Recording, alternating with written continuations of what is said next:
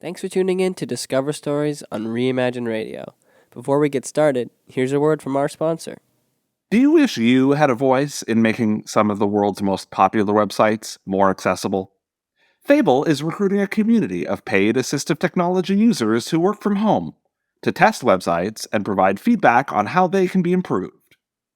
We're currently recruiting testers who use Dragon, voice control, eye tracking, switch controls, and head mice.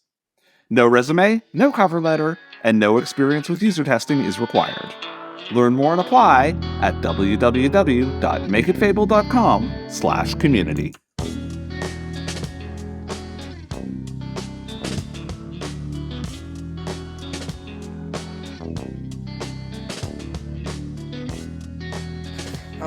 So you did mention the Grammys, and in 2022, that's when RAMPD helped make the Grammys a more accessible event.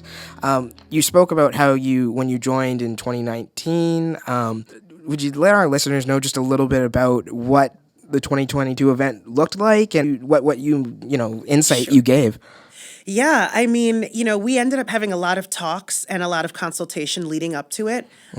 And what it ended up looking like was we advocated for ASL on the red carpet. Right. We ended up getting one, I think we had like one or two ASL interpreters on the red carpet, which was great. And then we also advocated for a ramped stage. So I don't know who watches the Grammys or not, but in 2022, there's like this dais. So they had a stage in the back, but then there was also in front of it a dais that was like circular, that was actually wheelchair accessible. So a wheelchair could go up and around onto that dais. We also advocated for audio description and captioning, which was provided by a third-party provider. And then we also advocated for, I believe that was it. So for 2022. And we advocated for more, but that was generally what we were able to accomplish. And one of the interesting things about that is no one actually used the dais, right? Okay. But it was there so that people could see that if you did win a Grammy and you were in a wheelchair, you could use the dais. Also, we only had one or two ASL interpreters on the red carpet, and only one person used the ASL interpreter. It was Olivia Rodrigo. She used the ASL interpreter, and then she had like a little viral moment of, wow, Olivia Rodrigo uses an ASL interpreter. And even our own community, like the disability community, was praising Olivia Rodrigo. So we were running around going like, no, that was us. But then the following year, we were able to be a lot more integrated into the process. Okay. And we ended up having like 10 or 12 or something like that, ASL interpreters, and everybody was using it along the red carpet in 2023. Of course, we still, again, had captioning set up. We had AD set up. There was a bit of a snafu to get that all said and done. But we also had our accessible stage, right? And the great thing about that and we also had ramps all over. Through the red carpet experience. Throughout the red carpet, throughout the media center, all over the place. Yeah. And the beauty of that was no one in a wheelchair used any of the ramps. Maybe Namel did, who is our VP now at Ramped. He was there.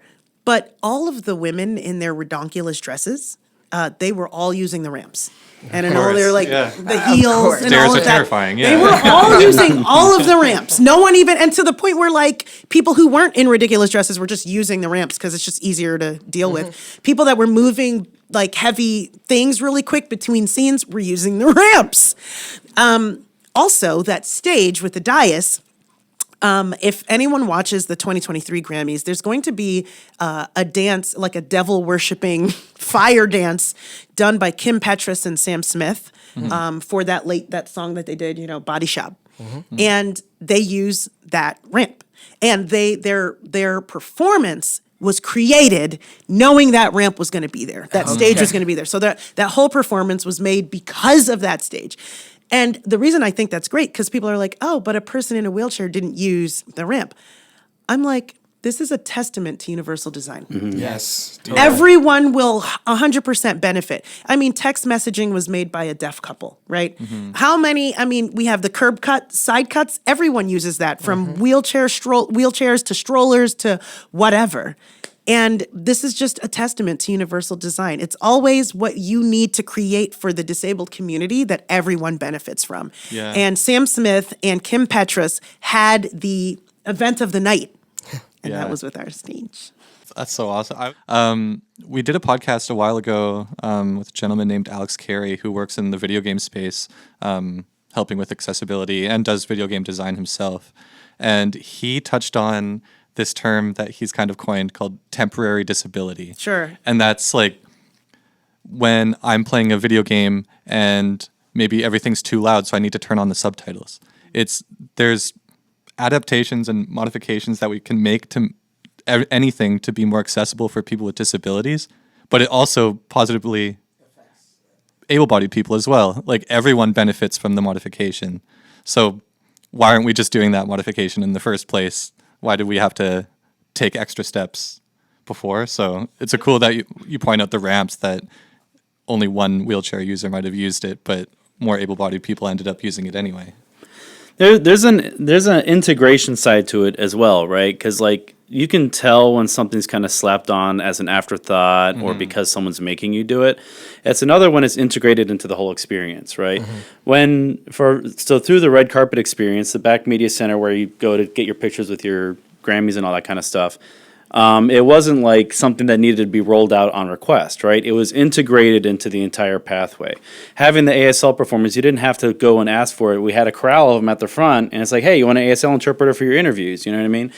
And same with what you said. It's like if you've got captioning in there, regardless of why someone has a captioning on, right? It's like having good captioning set up is great. Same with audio description. It practically turns something into a podcast or something you can listen to while you drive, right? And so there's so many things outside of just like the specific need for it. And the more that these measures are framed in that way, the less someone thinks of it as something for like a minority population and instead as something that can be integrated to make the experience better for everybody regardless, and something to celebrate, right? And it's like, hey, we have this feature, we have that feature, you know, so yeah. Yeah. Sorry, I was just going to say one last really quick thing about your discussion of terminology. Terminology is really important. It's really funny. Somebody had said that everyone who does not have a disability is just temporarily non-disabled.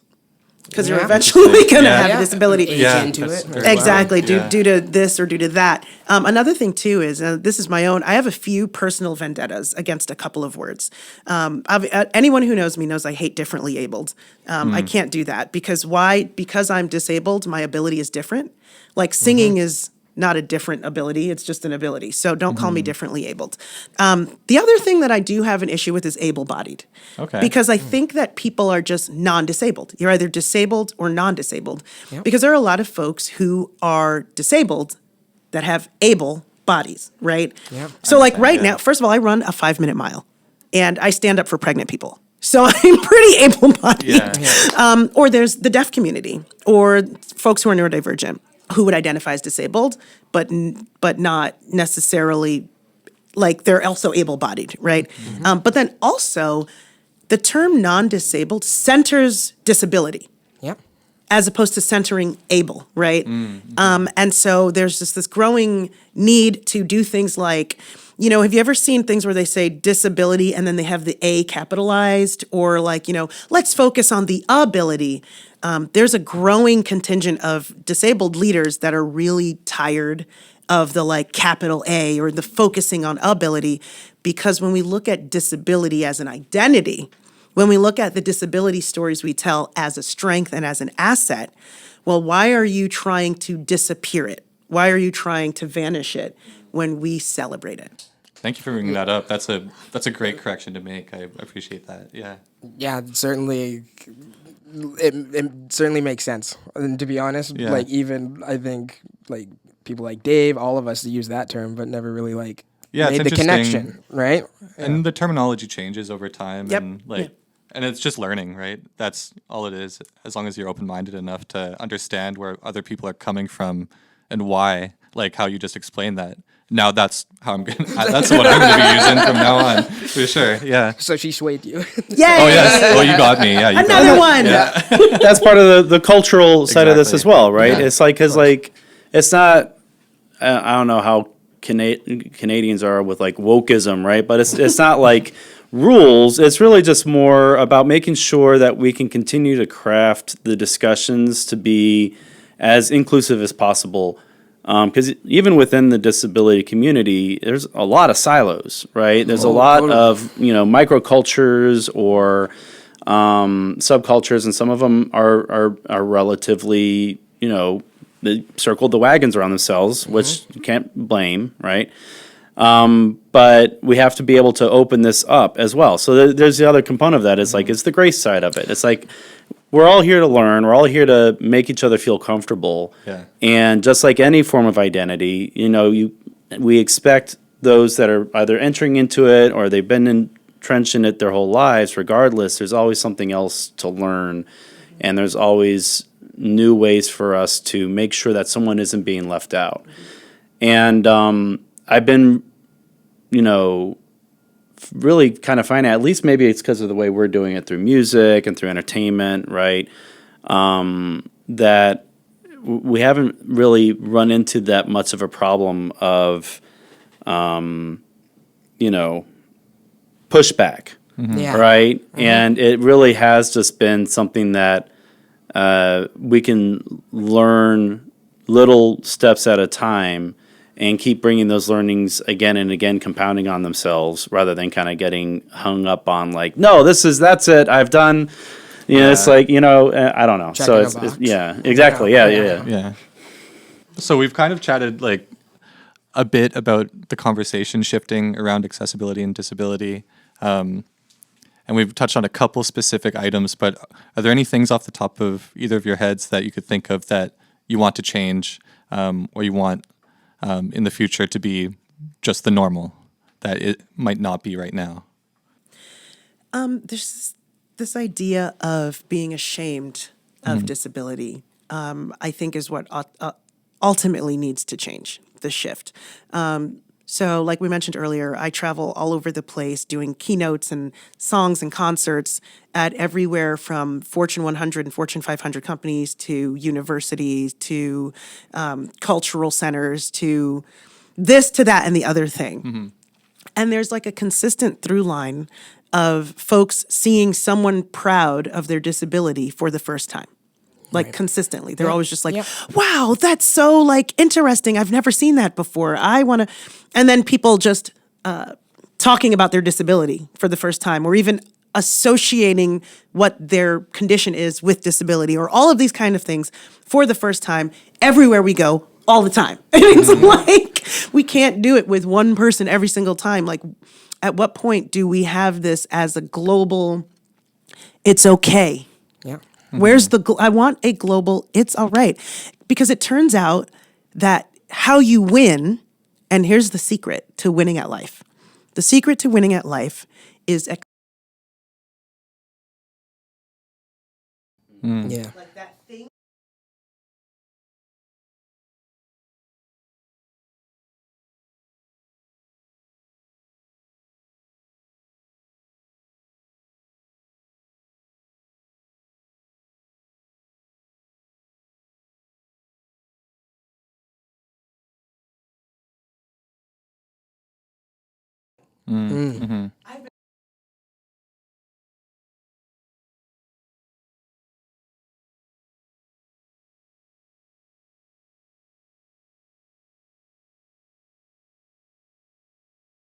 Because they're like, you too? Yeah, exactly. There's a community out there. Yeah.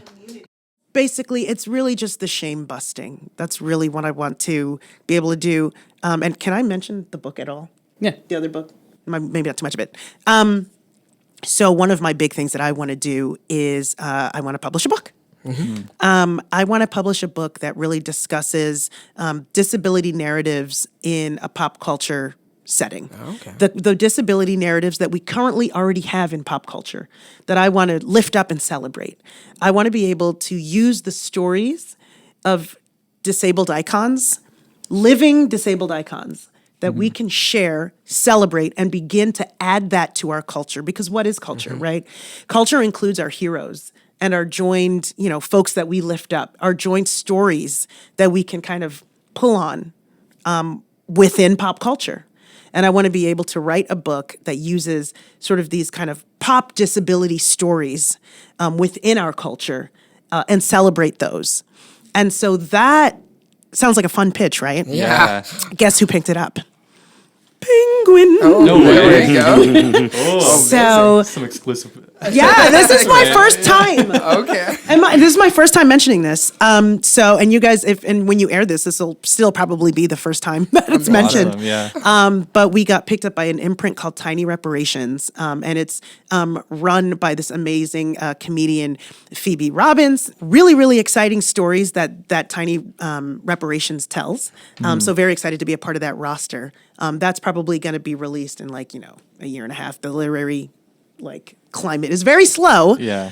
But it's going to be a very exciting place where we can finally scream from at least where I can scream from the rooftops. There's nothing to be ashamed of. Here are some really fun, amazing tales and some amazing stories within our culture happening now that you can point at to see that you don't have to be ashamed. Nice. Yeah. No, we'll certainly be on the lookout for that. Yeah. Yes. No. I was gonna also mention you were mentioning your secret to success. I heard the other secret to success was signing up as a member with RAMP. Hey, there you go. Somebody wants the marketing job. Yeah, I mean, it's a good crowd. Yeah. It's a good collection of folks. Even as a non-disabled, artist or music professional, it's just hard to find other professionals working hard, right? Yeah. Yep. And so to be able to couple that with, passionate, innovative, creative thinkers who are also navigating the world in a different way, I mean, why not? Yeah. That community overlays well with other communities too, right? Yeah. So, for instance, when RAMP first started, I think it was Lachi. I think you were the only member in the Grammys, and then now about a third of our musicians are Grammy members because other RAMP members help them join the Grammys, and so joining professional organizations or the partnerships and allies that we're building up and making sure that we've got that kind of two-way street going for professional relationships. It allows us to grow a lot more exponentially than trying to do everything in our own little bubble, right? Because this really is about RAMPed is not a disability organization. It's a music organization, right? We're serving the music industry. Yeah. And I like to say we don't serve the disability community. We serve musicians and music professionals who identify as disabled. Yes. Yeah. I think that's very similar to how we like to run things. My whole idea around VAMS is that it's just a music studio, but the people that come here identify as having a disability. Yeah. Right. Yeah. So we briefly talked about disability before, but Lachi, in your lecture and performance, you said that you become an advocate for disability culture and inclusion by being yourself. This has given you an opportunity to speak at the White House and the UN. When you were younger, did you ever envision that this would be a path that you would take in addition to your music career? No. Next question. No. Fair enough. Well, see, the thing about it is that, like I said earlier, I didn't have a lot of role models to point at, right? But not only did I not have a bunch of role models, neither did my parents, neither did my teachers, neither did my friends. And so I didn't really have a collective, support system for trying to become a big. I had always wanted to be a musician and a writer and, all of the things. And I wanted to move to New York. I had all of these. And I was, where were we? North Carolina, the South in the U.S. And, I was encouraged, and I can't blame my parents or even my teachers for encouraging me to go down this straight and narrow path, right? Yep. Oh, you already have a disability. Let's just make sure you get a job. Let's just make sure you're fine. And I was a smart kid. I was good at math. So they wanted me to, my dad did accounting. They wanted me to do accounting. And a study just came out. A ton of accountants are just leaving their jobs. So good thing I didn't do that. Yeah. And so what ended up happening was after I got, I went through school and I went to college and then I went to my first job, which was a desk job. And the entire time, I just never felt like myself, right? I was hiding who I was from everyone, including myself, and the music that I wanted inside of my soul. Although it was always music that allowed me to express myself and to find confidence. But when I was working my jobs, I always felt like a burden, but also overlooked, right? At the same time somehow. Or I always felt like I was supposed to be grateful for trying to get things that I was supposed to just have, right? Like the whole thing of like, why should a wheelchair user thank you for letting them use the bathroom, right? That kind of thing. Like a bathroom is a human right. Yeah. So eventually I had to make my own decision. Like I didn't know the word ableism when I was working. I didn't know that was a thing. I didn't understand that was what I was experiencing. Right. And so when I left the job to just jump headfirst into music, it was something that I did very much on my own. It was not necessarily supported by anyone other than a couple of friends, including Arthur. But I jumped out and I was like, let me just figure this out. I had a really cushy job. I was working for the U.S. Army Corps of Engineers. So I was working a federal job. That means you can just endless days off, right? Yeah. Healthcare, blah, blah. You know how America is with healthcare. And so I forfeited all that living in Manhattan, which is the most expensive city in the world, right? And I was just like, we're just going to have to try it because I'm not living. Right. So I jumped in and as I continued to unlayer like me, like the me that was behind all these layers that I had wrapped up, the more success I found. And so I will never regret or turn back from all of these decisions that we made. But short answer, I thought I was just going to be a desk rabbit for my life. But someone else up there knew more. Yeah. Glad they did. Yeah. Maybe then that's a good shift to more of a Lachi music question. One of your recent releases is Lift Me Up. Mind talking a little bit about the song, kind of what it's about, kind of the process of writing that? So I honestly, interestingly enough, it was very difficult for me to find mentors, just as a woman with a disability, right? And I'm going to try to make this brief, but it's just such a good story. Even the story is the art. So in 18 or something, I was like, or was it 2018? I don't know. But I remember sitting down and thinking like, I need to really start embracing my disability. But at the end of 2017 or the end of 2016 is when I got the diagnosis that I was going to go from low vision to no vision, that I was going to start going on this journey to completely losing my vision. And then like about a year later, after I got over the denial, I was like, I need to start advocating maybe. I need to learn more about disability. Funnily enough, there was this show called Drunken History. Oh, yeah. It was very interactive, right? Drink along, Yeah. And there was this episode of the 504, which is the Americans with the Rehabilitation Act that was saying no more discrimination for someone based on their disability. So I watched it. It was 7 minutes of someone telling the story of Judy Heumann and how she did the sit-ins and how she did all of this stuff to help get that law passed. And I remember thinking, it was so well done because it was funny and, I was drinking along, And I was like, wow, that is so cool. That woman, like 30, 40 years ago or whatever, did all of this stuff to pass this bill. She's such a badass. Like, I want to do that. She's so cool. So I finally had someone to look up to go like, that's a cool person and I want to do that. And that's where my advocacy started. Okay. And then in like the early 2020 or late 2019, I get like a tweet, like DM. So back when it was called Twitter, I guess. Now it's X'd itself out. Yes. Well done. Yeah. But I got a DM and it was Judy's assistant. Oh, wow. Judy Heuman's assistant. And she goes, oh, by the way, Judy loves your music. She wants to use it for her podcast. Oh, my gosh. I was like, me, the Judy from the TV? So we eventually meet and we fall in love with each other. She's a badass. I'm a badass. She's in her 70s. I was like, can you be my mentor? And she was all for it. And we just really clicked. She would call me at all hours of the day, just whenever she felt like it, because everything was on her time. She'd call me at like 3 a.m. and I'd be like, this is really, really late. And she'd be like, oh, I'm in LA. And I'm like, but it's still late. Like for LA. But she was always traveling, always partying, always advocating. And she was such a larger than life person, always doing the work. One of the big things that she would do is she'd call me up and put me on speaker and make me sing happy birthday to her friends or whatever when it was their birthday. It was just really awkward. And then in March of 2023, which was this year, she and I were on a call. And she said, who do you want me to connect you to? Because that's what she would do. And I was like, this person, that person, blah, blah, blah. So she wrote these amazing emails while I was on the phone. So I had to sit there while she was writing the emails. And then she was like, Lachi, one last question.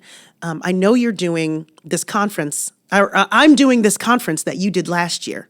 There was Disability In. Mm-hmm. She was like, I'm doing Disability In. This is how much they're giving me. Are they screwing me over? And I was like, Judy, I can't answer that. And she was like, I'm going to call you back and you're going to give me an answer. A few days later, she passed away. Oh, sorry. And I was really devastated because she was my first real mentor. And I couldn't figure out how to grieve. I couldn't cry. I didn't know what to do. I've never really I had lost my manager, but he wasn't that like close, you know? Mm-hmm. And so someone said, write a song. And I thought that was corny. I was like, yes, I get it. I'm a singer, but but it worked. Nice. I started writing. Tears were falling onto my fingers as I was playing the piano.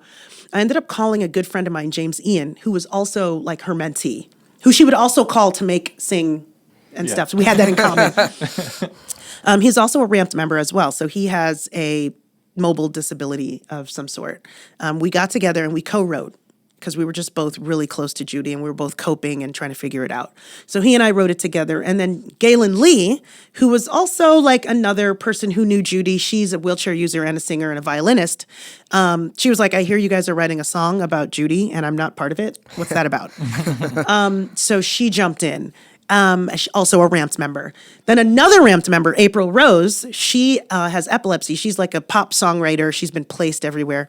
She calls and she's like, so I hear you guys are writing this song. Let me hear it. We show it to her and she's like, you guys need a real songwriter because this just sounds like you guys crying. So like, can I shape this into a song for you? So we were like, okay, fine. So we bring her on. Then Kulik, who is actually a half-deaf mastering engineer, he jumps on to master it. And then, obviously the song's getting bigger than us, right? Yeah. It's turned into this whole community effort.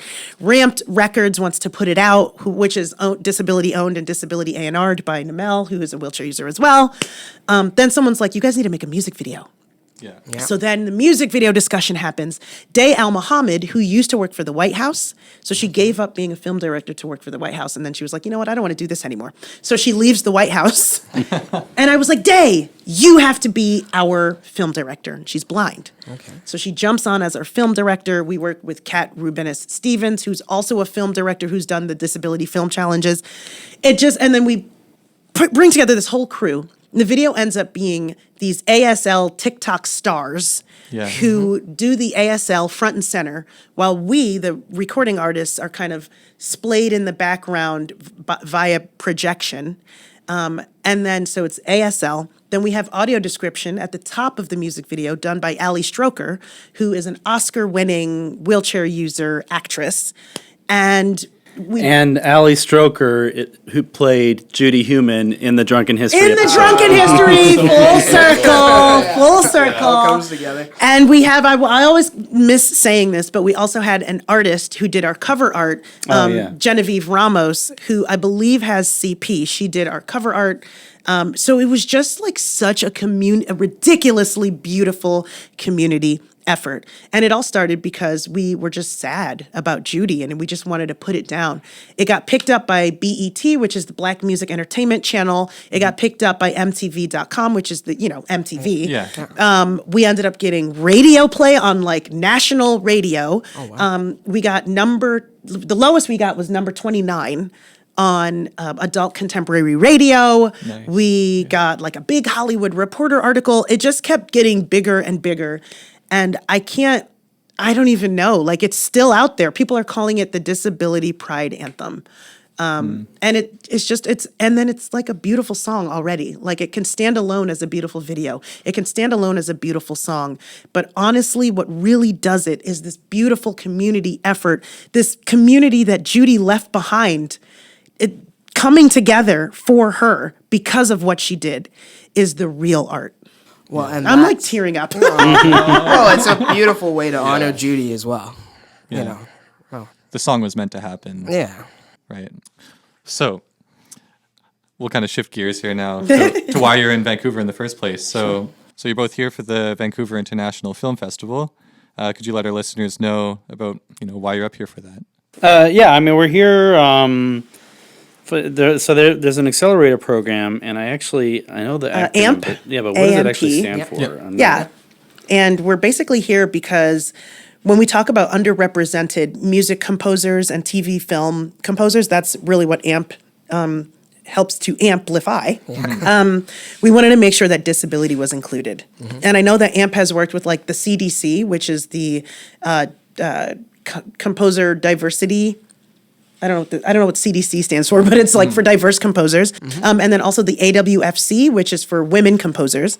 And so we wanted to make sure that composers with disabilities were also included, and just the disability stories were included when talking to the broader composer community.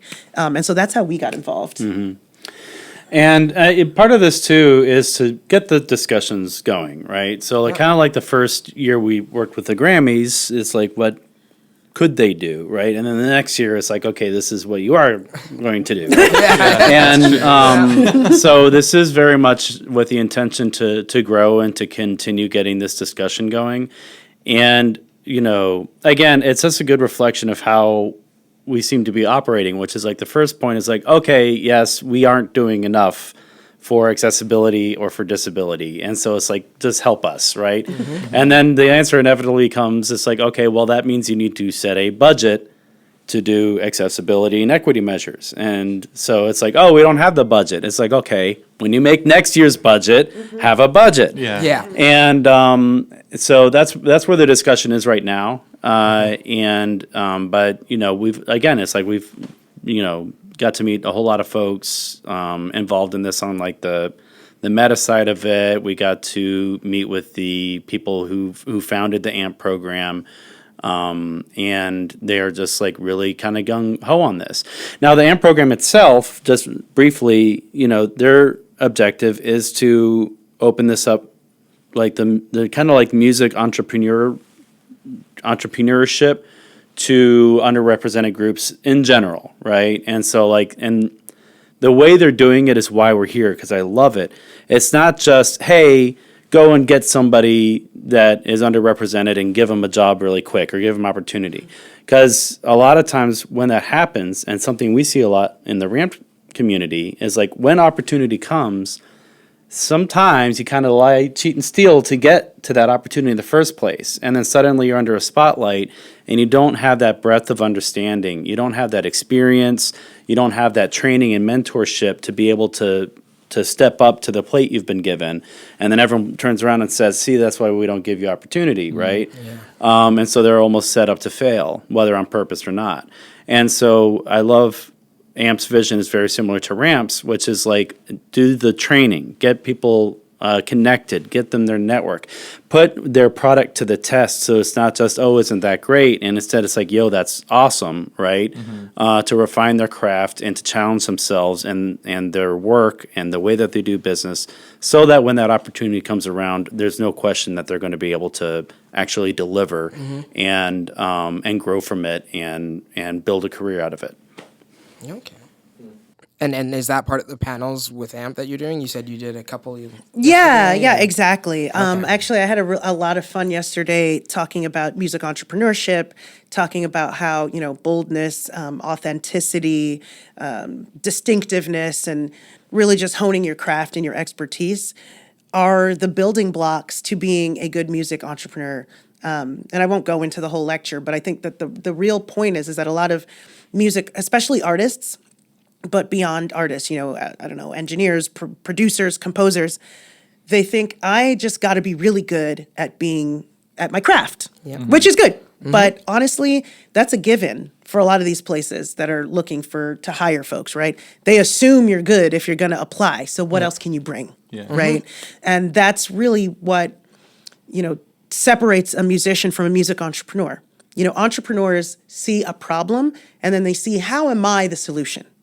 Right? Yeah. That's the way folks need to begin to think in order to turn their craft that they work so hard on into a profitable business.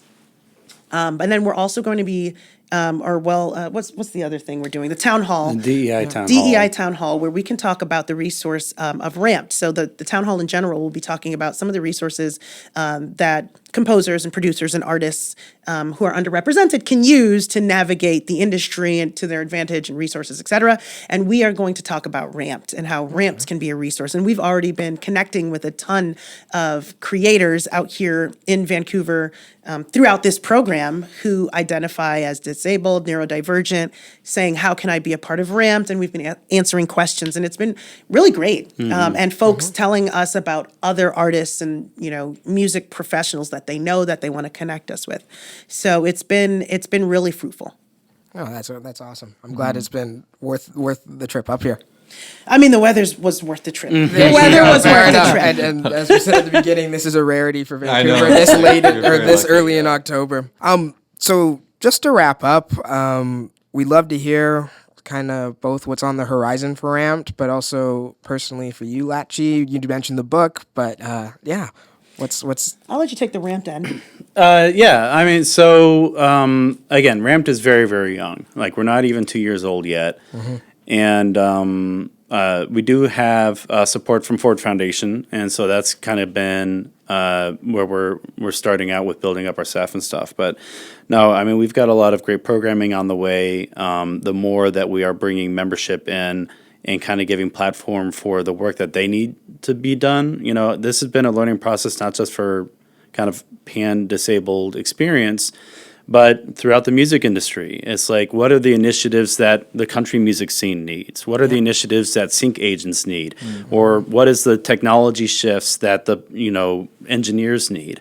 All of those conversations are all happening at the same time, and being kind of like a hotbed for these ideas to then be connected with the businesses that are doing it, right? Like, I mean, we just recently got approached by, I won't say which one, but it's like it's a e-commerce platform for reporting for musicians, like very niche, very powerful. It is not currently accessible.